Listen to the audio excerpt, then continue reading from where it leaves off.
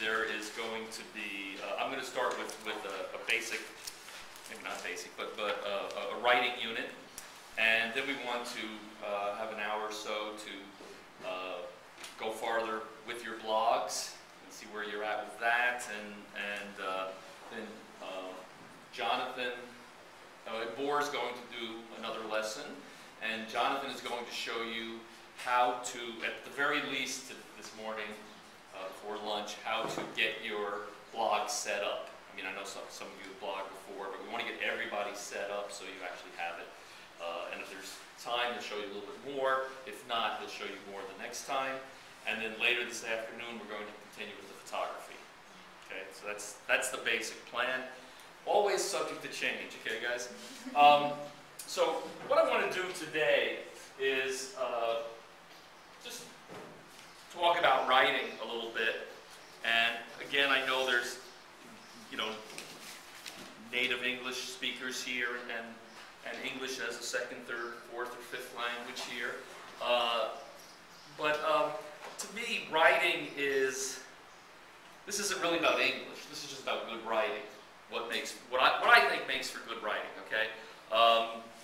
So it's true in any language. And if you're writing in English, that's a facility you get the more you write. But it's not really different than writing in your native language. So what do we mean by good writing? So first of all, I'll say people can obviously disagree about what is good writing, right? So as Nathaniel was saying yesterday, what I'm giving you are sort of guidelines, general ideas, general ways of looking at it that might be useful to you.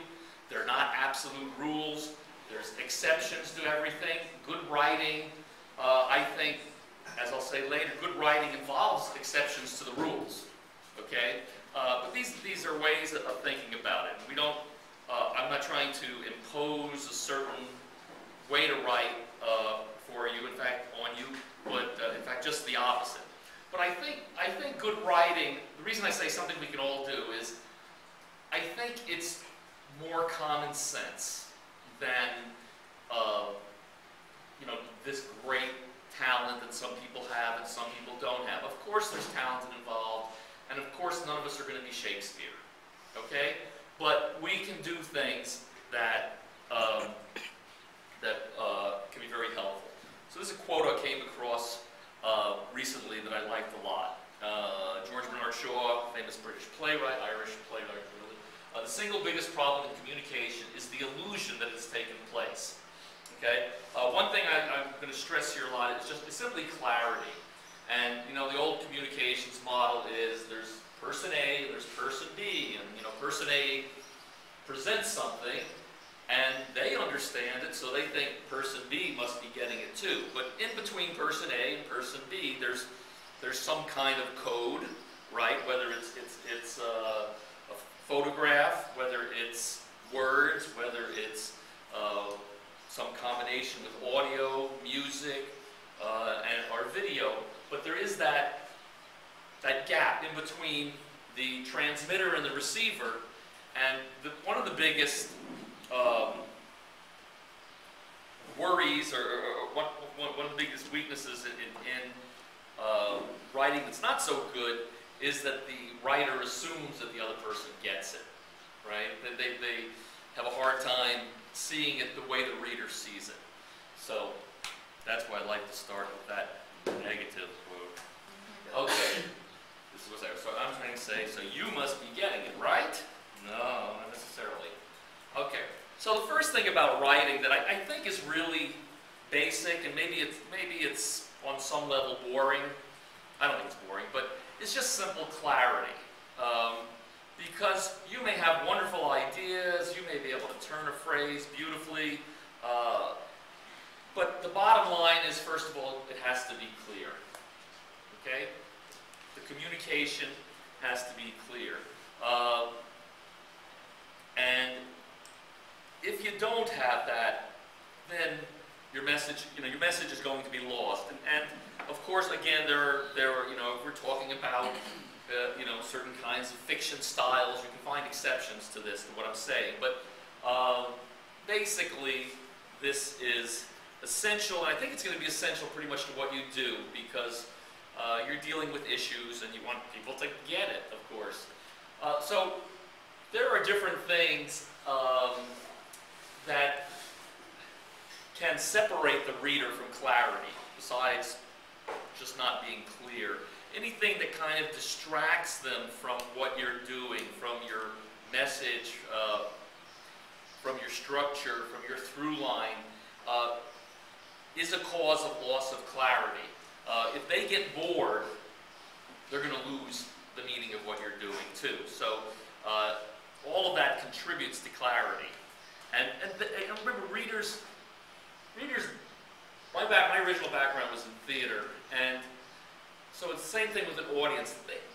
They don't necessarily understand why a movie or a play isn't really grabbing them. They don't necessarily understand why they put a book down and don't finish it, right? They're not the professionals. They don't know why they're bored. And, it's your job to figure that out and make it better. So some things that can confuse people as the reader. Just a lack of logical progression. One thought does not lead to another. And it needs to be charted out in some fairly consistent manner. Otherwise, people do get confused, and they get lost, and then they lose focus. Then there are simple grammatical things. People use pronouns or refer to something earlier in the sentence, and it's ambiguous. Who is he? Who is she? What's it? Who is that? You know what you mean again, but they don't necessarily know it. Likewise, sometimes when you're chronology, right, when things take place in time, sometimes we omit that, or we tell stories in different orders, and you just, again, you know it, but sometimes you get really confused the reader. Ambivalent meanings. Again, sometimes a sentence can be read two ways. We have some funny examples here. A sentence can be read two ways, and again, you understand the way it's supposed to be read, but they don't, and they may read it in the wrong way. And they'll figure it out, but you don't want them to slow down to try to figure out what you're saying, right? You want them to, the idea is the content, ultimately, right? You want them to digest that content, relate to it, get excited about it, whatever. So if they have to slow down because of things like that, then they lose focus. So the clarity goes and everything starts to go.